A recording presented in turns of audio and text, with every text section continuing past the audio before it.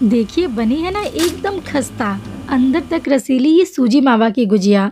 त्योहारों पे चाहे हम जितनी मिठाइयाँ क्यों न बना ले, बिना गुजिया के होली का पर्व पूरी तरह से अधूरा है। तो आज मैं आप सभी के साथ शेयर करने जा रही हूँ होली की सबसे ज्यादा खास, बिना सांचे के, एकदम खस्ता रसीली, बहुत ही स्वादिष्ट ये सूजी मावा की चाशनी वाली गुजिया की रेसिपी। साथ ही साथ वो सारे टिप्स और ट्रिक और एक सही माप भी शेयर करूंगी, जिससे कि अगर आप पहली बार गुजिया बना रहे हैं तो भी इसे बनाने में आपको बिल्कुल भी दिक्कत नहीं आएगी। एक भी गुजिया तेल में तलने वक्त ना फटेंगे ना खुलेंगे। तो बस वीडियो को बिना स्किप किए ध्यान से पूरा जरूर देखिएगा। तो चलिए बिना देरी किए इसे हम बनाना शुरू करते हैं। तो अंदर तक रस से भरा होली स्पेशल सूजी मावा की गुजिया बनाने के लिए सबसे पहले इसकी हम स्टफिंग बनाकर तैयार करेंगे। तो इसके लिए सबसे पहले एक भारी तले की कढ़ाई को गर्म करके इसमें हम सिर्फ 1 छोटी चम्मच घी डालेंगे।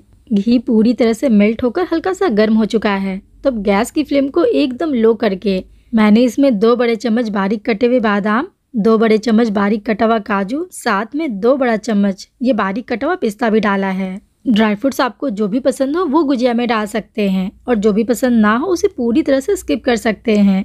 और इसकी जो क्वांटिटी है ना वो भी आप अपने पसंद के अनुसार कम या फिर ज़्यादा कर सकते हैं। ध्यान रखिएगा कि काजू बादाम के कलर को हमें यहाँ पे ज़्यादा डार्क बिल्कुल भी नहीं करना है। लो फ्लेम पर लगातार चलाते हुए मैंने इसे सिर्फ 2 मिनट के लिए भुना है।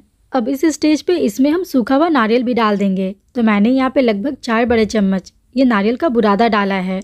अगर आपके पास सूखा हुआ नारियल का गोला है तो उसे भी कद्दूकस करके डाल सकते हैं। गुजिया की फीलिंग में नारियल का जो टेस्ट है ना वो बहुत ही अच्छा आता है। तो इसमें आप सूखा हुआ नारियल जरूर डालिएगा, और ध्यान रखिएगा कि नारियल को भुनने में ज़्यादा समय नहीं लगता है। देखिए सिर्फ 1 मिनट में ही नारियल का जो कलर है ना वो चेंज होने लगा है। सभी चीज़ें हल्की सी भुनकर इसके ऊपर बादामी कलर आने लगा है। तो बस इससे ज़्यादा इसे डार्क बिल्कुल भी नहीं करेंगे। गैस को तुरंत ऑफ करके इसमें हम किशमिश भी डाल देंगे। किशमिश को हमें भुनने की ज़रूरत बिल्कुल भी नहीं है, बस एक बार मिलाकर तुरंत कढ़ाई से निकालकर इन सभी ड्राई फ्रूट्स को अलग रखेंगे। अब एक बार फिर से इसी गरम कढ़ाई में लगभग 2 बड़ा चम्मच घी और डालेंगे। घी पूरी तरह से मेल्ट होकर हल्का सा गर्म हो चुका है। तब यहाँ पे मैंने आधा कप सूजी को फ्राई होने के लिए डाला है। अगर आप वजन में देखते हैं तो लगभग ये 100 ग्राम सूजी है। गुजिया बनाने के लिए आपके पास बारीक वाली सूजी या फिर मोटा सूजी जो भी है वो आप ले सकते हैं। फिलहाल के लिए मैंने यहाँ पे बारीक वाली सूजी ली है। गैस की फ्लेम को लो टू मीडियम पे रखेंगे और धीरे धीरे लगातार चलाते हुए सूजी को हम तब तक भूनेंगे जब तक कि सूजी के ऊपर एक अच्छा सा गोल्डन कलर नहीं आ जाता। धीरे धीरे लो फ्लेम पर भुने हुए सूजी में एक अलग सा ही सौंधापन आता है। तो यहाँ पे जल्दबाजी बिल्कुल मत कीजिएगा।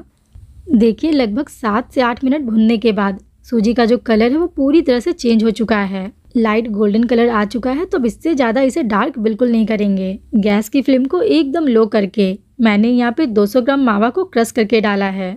ये घर का बना हुआ मावा है तो इसे हमें अलग से भुनने की ज़रूरत बिल्कुल भी नहीं है। अगर आप बाजार का मावा ले रहे हैं तो वैसे में अलग से मावा को बिना कोई घी तेल डाले लो फ्लेम पर 3-4 मिनट के लिए भून लीजिए, ताकि इसमें जो भी एक्स्ट्रा मॉइस्चर है वो पूरी तरह से खत्म हो जाए। गैस की फ्लेम को एकदम लो रखेंगे और ऐसे मावा को क्रश करते हुए सूजी के साथ एकदम बढ़िया से मिक्स करेंगे, ताकि मावा और सूजी का एक एक कण आपस में अच्छे से मिक्स हो जाए।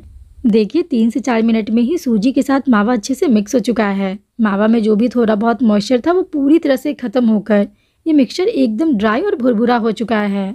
तो अब गैस की फ्लेम को ऑफ करके ये जो ड्राई फ्रूट्स को हमने फ्राई करके रखा है ना वो इसमें डालेंगे। ध्यान रखिएगा कि अभी ये मिक्सचर पूरी तरह से गर्म है। जब ये पूरा ठंडा हो जाएगा उसके बाद ही इसमें हम चीनी डालेंगे। अगर आप गरम गरम में ही चीनी डाल देंगे तो वैसे में चीनी मेल्ट होने लगेगी और ये जो मिश्रण है वो गीला होने लगेगा। तो इस बात का ध्यान रखिएगा। एक बार मिलाकर ठंडा होने के लिए इसे ऐसे ही छोड़ देंगे। तब तक हम गुजिया का आटा लगाकर तैयार करेंगे। तो इसके लिए एक बड़े से बोल में मैंने यहाँ पे 2 कप मैदा लिया है। घर की कोई भी एक कटोरी या कप को सेट कर लीजिए, उसी से मैदा और घी को नाप कर लेंगे।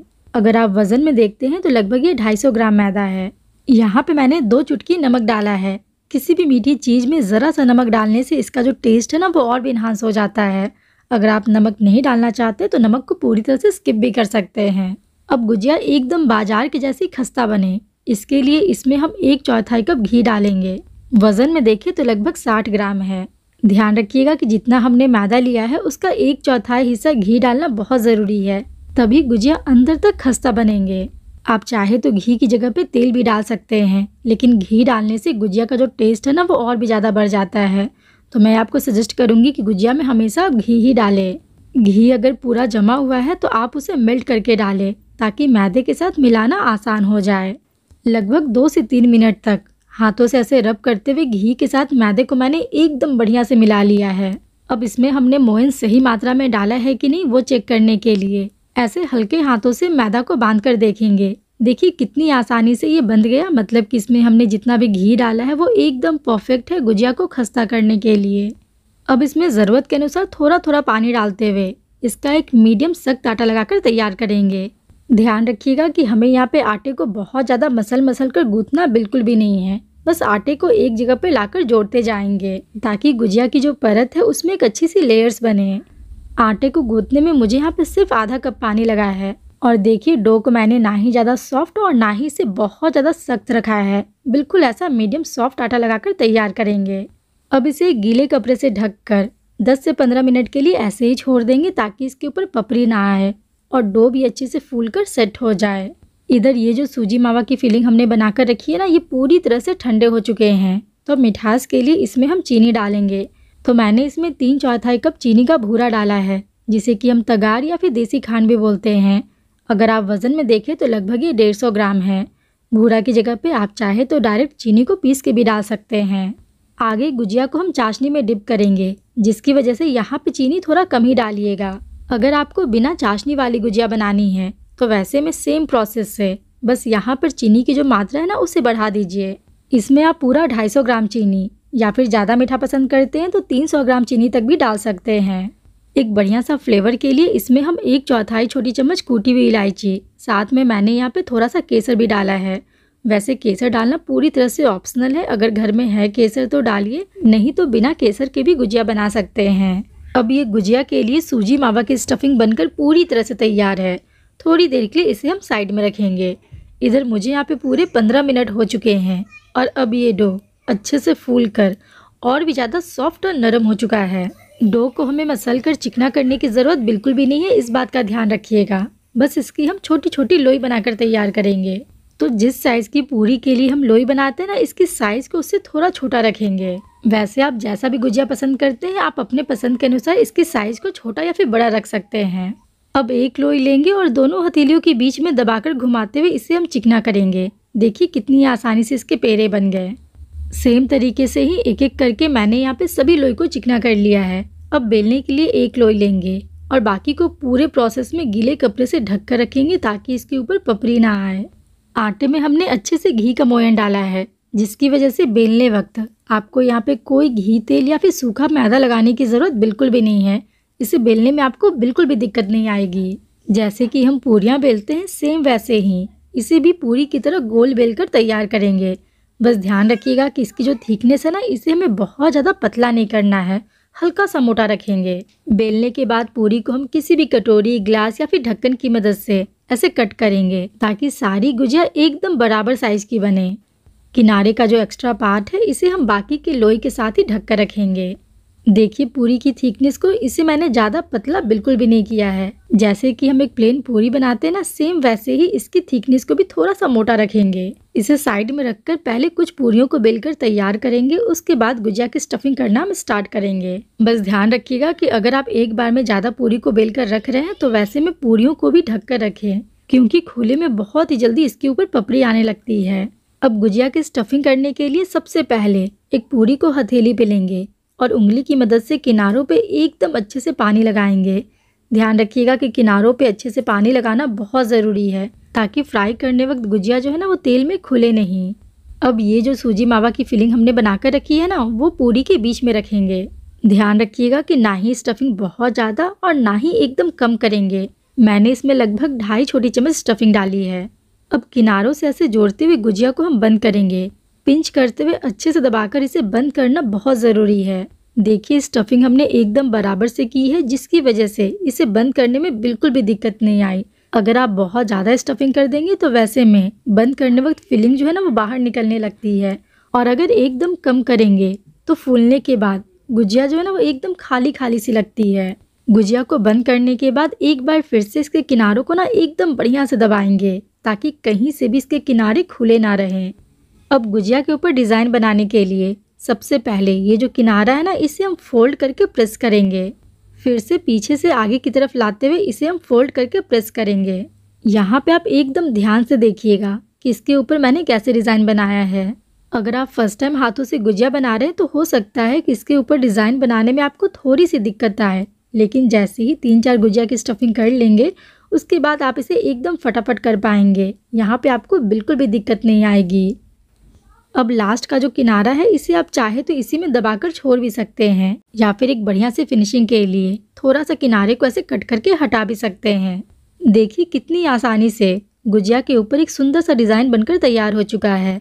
गुजिया को हाथों से गूंथने में अगर आपको दिक्कत होती है तो आप इसे चाहे तो सांचे से भी बना सकते हैं। बाजार में गुजिया का सांचा बहुत ही आसानी से मिल जाता है। सेम तरीके से ही एक एक करके मैंने यहाँ पे सभी गुजिया की स्टफिंग कर ली है और 250 ग्राम मैदे से मीडियम साइज के टोटल 24 गुजिया बनकर तैयार हुए हैं। और ये जो सूजी मावा की स्टफिंग बची हुई है इसमें आप लगभग 10 से 12 गुजिया और बना सकते हैं। चाशनी वाली गुजिया बना रहे हैं तो गुजिया को फ्राई करने से पहले फटाफट हम चाशनी बनाकर तैयार करेंगे। तो इसके लिए कढ़ाई में मैंने यहाँ पे 1.5 कप चीनी ली है। अगर आप वज़न में देखते हैं तो लगभग ये 350 ग्राम है। अब जितना हमने चीनी लिया है उससे थोड़ा कम इसमें हम पानी डालेंगे। तो 1.5 कप चीनी के लिए मैंने इसमें 1.25 कप पानी डाला है। मैंने यहाँ पे चाशनी थोड़ा ज़्यादा बनाया है ताकि गुजिया अच्छे से डूब सके। आप चाहे तो सिर्फ 1 कप चीनी से भी चाशनी बना सकते हैं, क्योंकि गुजिया में चाशनी बहुत ही कम लगती है। गैस को ऑन करके फ्लेम को हाई पे रखेंगे। चाशनी में एक बढ़िया सा फ्लेवर के लिए मैंने यहाँ पे 3 हरी इलायची के छिलके को हल्का सा खोल के डाला है। थोड़ा सा केसर के धागे भी डालेंगे। घर में है केसर तो ज़रूर डालिएगा, नहीं है तो आप इसे बिना केसर के भी बना सकते हैं। अब जब तक कि चीनी पूरी तरह से घुल नहीं जाती इसे हम धीरे धीरे लगातार चलाते रहेंगे। यहाँ पे ध्यान रखिएगा कि चाशनी को ज़्यादा पकाने की ज़रूरत बिल्कुल भी नहीं है। चाशनी में हमें कोई तार नहीं चाहिए। जैसे कि गुलाब जामुन के लिए हल्की सी चिपचिपी चाशनी बनाते हैं ना, सेम इसकी चाशनी को भी वैसा ही रखेंगे। जैसे ही चाशनी में उबाल आने लगे घड़ी के टाइम से चाशनी को सिर्फ आधा मिनट के लिए पकाएंगे। देखिए चीनी पूरी तरह से घुल गई है और चाशनी में उबाल भी आने लगा है। उबाल आने के बाद लो फ्लेम पर चाशनी को मैंने सिर्फ आधा मिनट के लिए पकाया है। अब ये चाशनी पूरी तरह से तैयार है। वैसे इसे हमें चेक करने की ज़रूरत बिल्कुल भी नहीं है, फिर भी आपको समझ में आए इसके लिए थोड़ा सा चाशनी को कलछी पे लेकर थोड़ी देर के लिए रुकेंगे ताकि ये थोड़ा ठंडा हो जाए।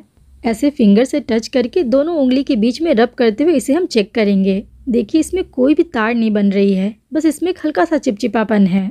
अब इससे ज़्यादा चाशनी को पकाने की ज़रूरत बिल्कुल भी नहीं है। तुरंत गैस को ऑफ करके इसे हम साइड में रखेंगे। अब गुजिया को फ्राई करने के लिए एक कढ़ाई में मैंने तेल को गर्म होने के लिए रखा है।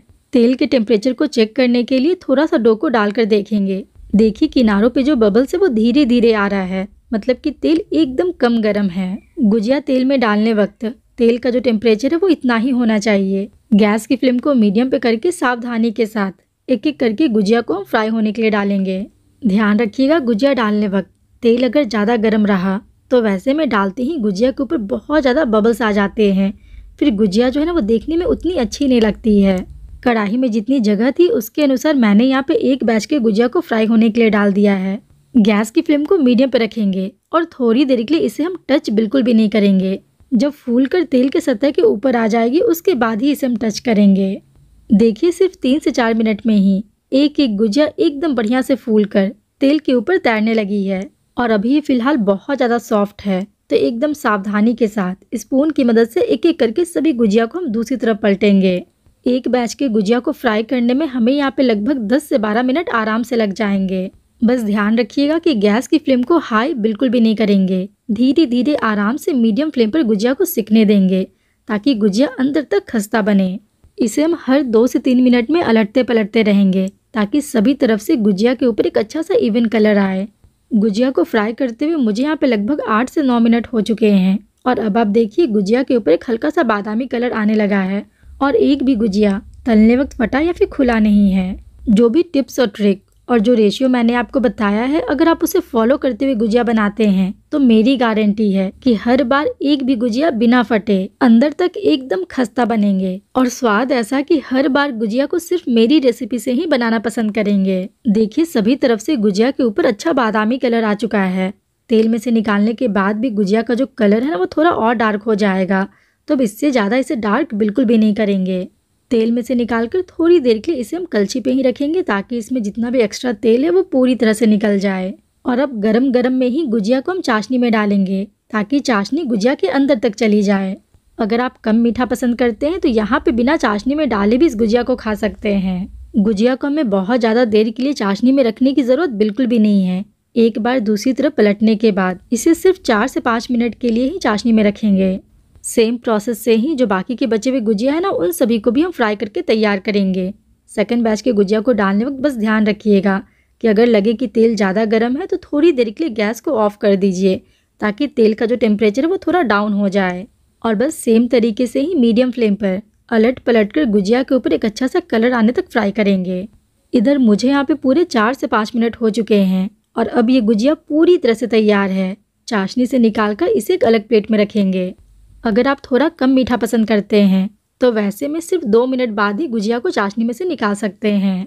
इधर ये सारे गुजिया भी अच्छे से फ्राई हो चुके हैं। तेल में से निकालकर इसे भी हम चाशनी में डिप करेंगे।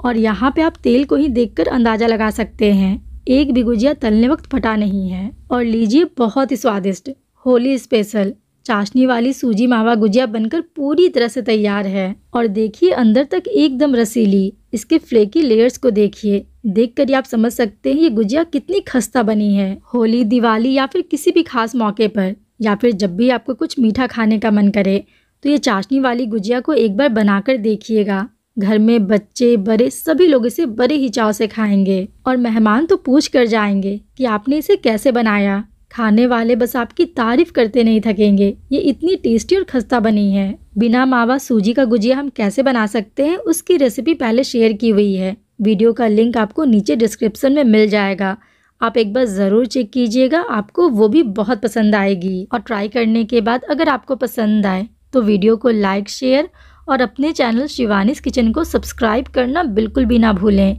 और अपने प्यारे प्यारे कमेंट में मुझे ज़रूर बताएं कि आपको ये रेसिपी कैसी लगी। तो चलिए फिर मिलते हैं एक नई रेसिपी के साथ, तब तक के लिए बाय बाय।